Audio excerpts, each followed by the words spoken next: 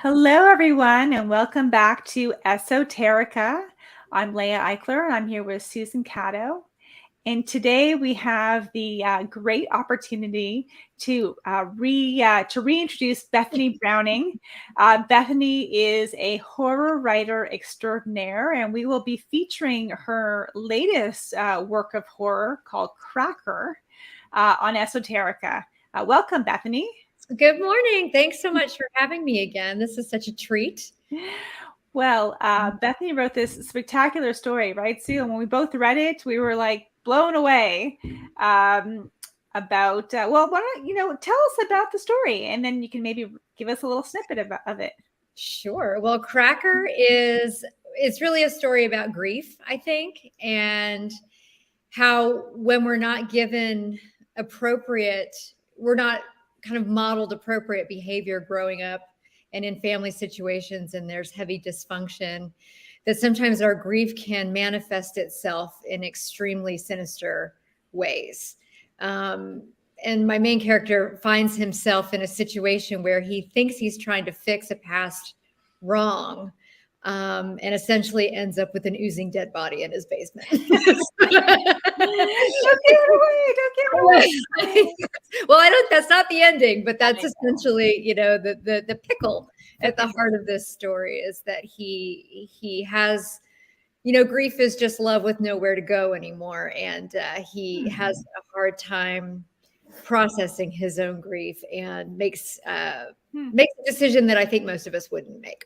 Right. Yeah, that's a beautiful statement about it really is. I want to immediately record that and put it on a t-shirt or a mug, because I think that really sums up a lot of the story, a lot of what is at the root of horror. Okay, would you delight us by reading a few paragraphs? Well, I'm not sure if it will delight. It'll delight me. It'll delight our readers for sure. I'll read it for you. So just excuse me while I'm going to be doing it on my screen. So if I look weird, then okay. I'm going to read a little bit from Cracker, which will be in Esoterica this month. Mother died cracking her neck, balled her fist, positioned it under her chin, and pushed sharply to the left. The hyperextension snapped her vertebral artery in two, causing a stroke there was no coming back from. First, the left side of her face slid into a slobbery droop. Next, she was twitching on the kitchen floor until she wasn't anymore. I'm not a big guy, so relocating her body down the stairs to the basement was a chore. Her shoulder popped a few times, the sound of a tendon repositioning itself over bone, the sound I would always associate with feelings of love and protection. Her constant joint popping was the background music to my childhood. Call it anxiety, compulsion, bad habit, whatever the reason, she was uncomfortable in her own body, always trying to get it just right, to find the position that would make her feel straight, release her pain, or put her right again. She was incapable of sitting still. Watching a TV program was accompanied by twisting her hips, pulling her knuckles, opening and closing her jaw like an out-of-water fish in the hopes it would click. She'd push on her kneecaps, snap, press down on her toes, a quick blick sound, and contort her wrists into right angles, crunch pop. She'd even get her kids in on the action. Pull my pinky toe, she'd say if she had her feet up when I walked by. I'd grasp her toe between my thumb and forefinger like a cocktail shrimp, pull until it no longer resisted, and feel the surrender of the joint, hear the burst of nitrogen bubbles in her synovial fluid.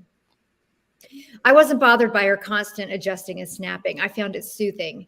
Even as a little kid, I always knew where she was.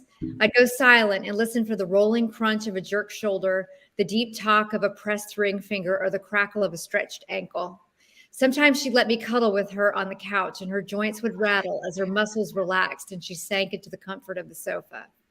The sound was always there. Mother was always there. Oh, wow. That's really powerful stuff, and cringy already, aside from the original death. I mean, hearing people crack their joints is always irked me. That surprised me. That reliving it through you has been horrific. But let's go back to that original sentence you said, that assessment earlier that was so astute, which was grief is just love misplaced that has nowhere to go, right? I didn't make that up. Somebody else made that up. Somebody much smarter than me. No. Sure, I read it, Well, we're running with it. So on a home goods sign, next to live, laugh, love, something like that. One of those things. It's not mine. I can't take credit for it, but I think it's true. I think it is, when someone dies, you still have all of these feelings for them and know where to place them. So it can come out in very strange ways. And I think a lot of horror is based around grief and sadness and unresolved pain, where we put our anxieties and our fears onto things that go bump in the night or ghosts or monsters, when really, the fear of just living in reality is painful enough. We try to direct ourselves over here to what this monster is, when really it's probably just something that's going on in your own house. right. I like the way you layer the immediate plot of the death, but then it's layered with the actual, as Leah said, the kind of creepy horror, what would almost be a horror situation for a lot of people, which is living with someone who is constantly cracking every joint in their body. Mm-hmm. And of course, this depicts such an extreme case of someone doing it. What gave you the idea to focus on that? I'm a bit of a popper myself. So I just was thinking about, what is it like to live with, I'm constantly cracking my knuckles. It's a nervous habit. It's something I do when I'm highly anxious. Mm-hmm. And I just started thinking about what must that be like for the people in my life who have to hear it all the time. I mean, nobody's ever complained, but it's got to be something that people have picked up on and noticed, because it's something that I do frequently. So yeah, I think I was just basing it on my own sort of disgusting habit. Well, it's interesting because I never thought much about cracking before, but in context of the story, it really gives the mother such a background, because she's constantly uncomfortable in her body, which just says so much about her and how living with her must have been traumatizing for her kids, right? Right. And that's she's alienated all of them except for the one. Mm-hmm. So, tell us, about, what makes like a great horror story. This was one really caught us, and it's not like a jump scare type story, and there's no skeletons and ghouls, really. I guess maybe skeletons, but there's nothing supernatural in it, and it's just a slow burn, fearful story. So tell us, like, how do other writers do this, and what do you recommend in terms of horror writing?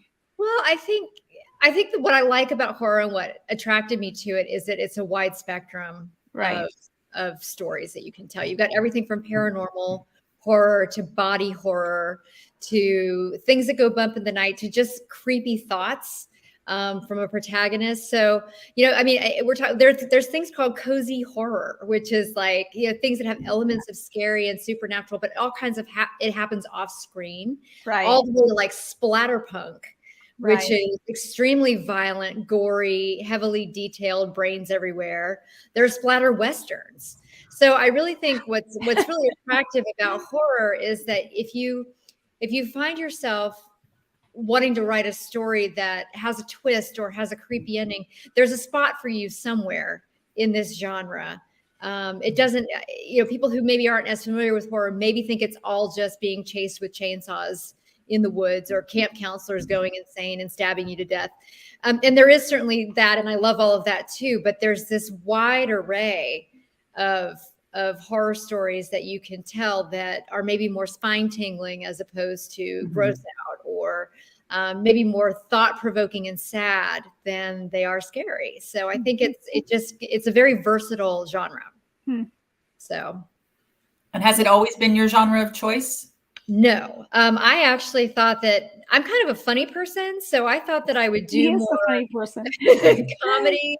And I was when Leah and I met, I was actually really leaning toward commercial women's fiction with kind of a humorous bend, and and that was fun too, and that's fine. And I still have an interest in that. But the first story I ever published was a story called Dirty Penny, which is a horror story. And it's about, essentially the heart of that story is about alienation in a marriage and alcoholism and a very cold night and a changeling baby. So, and that's the first story that ever got picked up. So I think as a writer, to be acknowledged in that genre, to have that be the first piece I ever published, just re-solidified in my mind that that's something I wanted to pursue. We go where we're wanted in some. Yeah, I do think that is a fantastic way to approach any career, but definitely a writing one. What's working for you? What are people responding to? And then that's the way to go. And hopefully it's the one you love too. Yeah, exactly. Well, I mean, I think you're clearly wonderful at it. So, I mean, what do you? I mean, writing is a cathartic experience. I mean, do you exercise your own demons with horror writing? Well, yeah. I mean, I think I do. I mean, especially with Cracker, particularly. That's really a story about imagining what it would be like for somebody to live with someone like me, who's constantly cracking her joints. So yeah, I definitely think so. I've got a story out this month in an anthology called Halloween Horrors, which is called The Arborist, which is about something called the Witch's Tree and some bad stuff that goes on down there for a bunch of teenagers. And the Witch's Tree was something I grew up with in Hartsville, South Carolina. So I took, that story and turned it into a horror and kind of combined a few things with some experiences with bullying and that kind of stuff and worked that out in that story. I've written a few little ghost stories that were just about my own sadness and that just manifested themselves in a little sad girl ghost, and that's being published this month too in the Halloween. That story is called Passage. It's about a little girl ghost who isn't ready to quite go yet. So there's a woman who lost her own daughter who helps her with that transition. So yeah, I definitely think all of these things are symbolic of, I think every writer does that though. Everything is symbolic of something that's happened to you. And when you get asked things like, oh, is this autobiographical? It's like, my answer to that is like, I'm all my characters in all my stories. I try to put myself in all of their shoes. And I think what makes them feel more realistic is when I imbue my own experiences inside their experience. So yes, definitely. I'm definitely working on some stuff. It's cheaper than therapy, but totally cheaper than therapy, right? But there's often rejection at the end. So what does that say? I don't know. Writers are weird. We do weird things. We really do. I mean, so, the kind of the New Year's for horror writers is coming up soon. It's going to be Halloween. And everyone loves to be a little bit afraid on Halloween, so, I mean, what does that say about us? Like, there's environmental Armageddon, there's war in Ukraine, there's, I mean, the list could go on. There's threat of nuclear war. There's, I could keep going on all the terrible things to happen, but we still want to read horror. So how do we escape from horror with horror? How does that work? I don't know. I think that's the age old question. It's sort of like exposure therapy, Right. It's a safe space to explore scary emotions because that there's going to be hopefully some kind of resolution, if not a happy ending. But yeah, I mean, I think with any story, if you can put yourself in the protagonist's shoes, it helps you work out some of your own demons, whether that's a love story or whether that's a horror story or a mystery. Stories are something we've relied on for centuries to help us make sense of our reality. So horror is just another piece of that. And I do think that the kind of the ascendancy of horror since the first lockdowns for COVID is indicative that people are looking for some healthy outlet for some very frightening emotions. And it's a safe thrill too. I mean, it's you mentioned COVID, you're locked down. Well, it's an exciting experience. You're getting that jolt of adrenaline that was so often missing from our lives during COVID when we weren't actually going out in the world. You feel something. Yeah. We are collectively desperate to feel something. I do miss feeling. Yes. Yeah, no, I think you're exactly right. That's exactly correct. So, who are some of your favorite horror writers? Oh, right now I'm reading a book called The Ghost Sequences by A.C. Wise. I'm really enjoying that. Gabino Iglesias just wrote a book called The Devil Takes You Home, which is just astonishing. And I think what's wonderful about horror is that it's easily accessible on the internet. There are hundreds of writers who are publishing horror on online magazines. And so it also lends itself very well to the short story format. So you can kind of get that bite-sized thrill on your commute, or just, for 10 or 15 minutes of reading at night before you go to bed.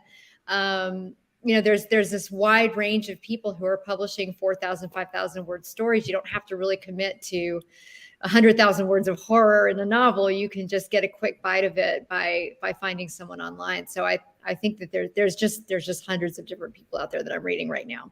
As a writer, could you imagine sustaining horror through an entire, 100,000 word novel?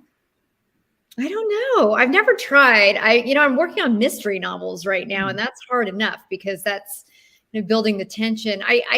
I'm not sure. I haven't tried it. I don't know. Maybe that's next. But the idea for a long form horror, I've got something kind of percolating back in there that may be more of a novella, but I don't know. I think it is hard to sustain, and hats off to people who can do it. I haven't really attempted it yet, so yeah.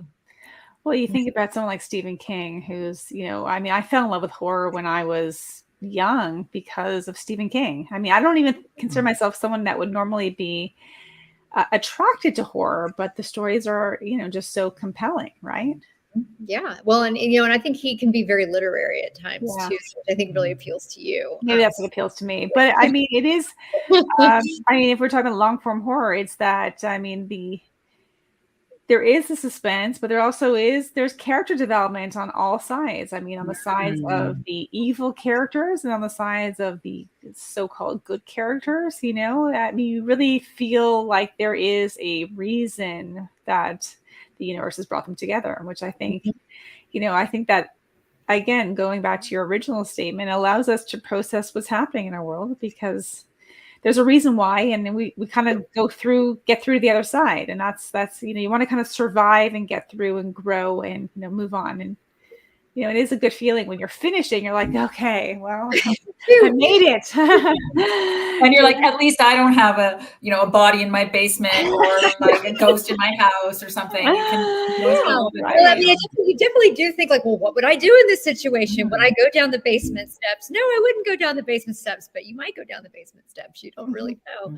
But I think Leah brings up a good point too, in that really good storytelling, really good horror has at its basis, what really good storytelling is that you really do have to connect with and care about your characters.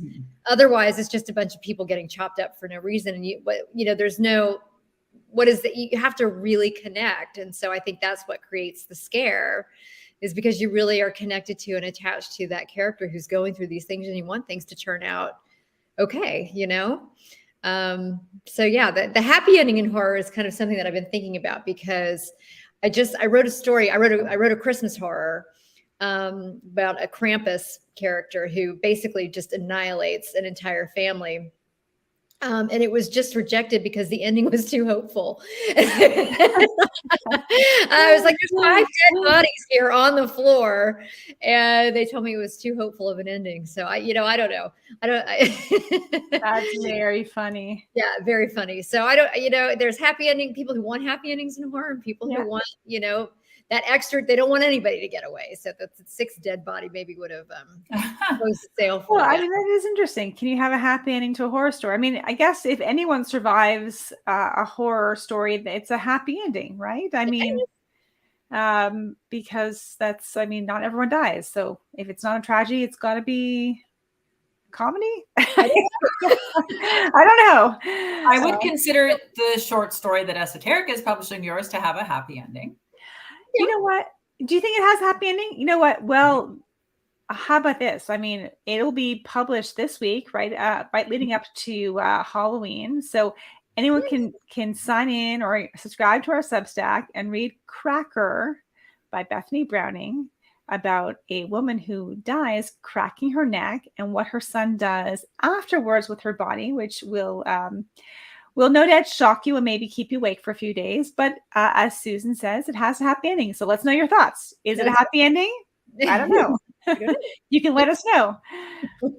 It's a witty ending. And I was thinking in that context that wit and good horror seem very connected to me. like not humor, but wit, that sort of smart, knowing twist or the wink to the reader, where you're impressed with the cleverness with which the author pulls it all together at the end. Well, I do think there's room for wit in horror because, some of the situations are just very funny. I mean, it's just, sometimes dead bodies are just funny. They just are. They found themselves like, I'm not even joking. I have been at, funerals and burials where people start laughing, more than once. And I think it's a very common response to sort of want to, laugh away that discomfort we may have with death and, discover. I have to ask, have you had ghost experiences? Huh. I have had some ghost experiences. Yes, I have. All right. I won't bug you to talk about that. I'm always kind of jealous because I have relatives who are ghost sensitive, and I am not ghost sensitive. So I'm always curious. I'm like, who's ghost sensitive and who's not? And if they are, I want to hear their stories. So. Yeah, I don't know that I'm ghost sensitive as much as it's just the supernatural has always been a part of my upbringing. My entire family has always been into psychic readings and tarot cards and all of these kinds of things. So it's just something that's been a part of my life. And I went to an old haunted college in New England, and there were some things that happened there that were very compelling and funny, also funny. But yeah, I mean, I've definitely had some experiences that I haven't written about. I tend to keep those things kind of quiet because I find that most people just kind of don't believe you. So, if I'm with a like-minded group and we're sharing stories, I'll share some of mine. They haven't been that dramatic, but definitely some ghosty stuff has gone on in my life. Yeah. Interesting. For sure. Yeah. Yeah. Well, you got to write about that, and then we'll run it. And okay. we'll talk about ghost stories. Great. Real life ghost stories. That'll be the next episode. Yes. Well, thank you, Bethany, for joining us. And Sue and I look forward to publishing your story. Cracker. Again, anyone can read it on esotericamag.com or subscribe to our Substack, and you will get it right in your inbox. Until next time, thank you, everyone, and have a happy and safe Halloween. Thanks. Bye. Bye, everyone. Bye.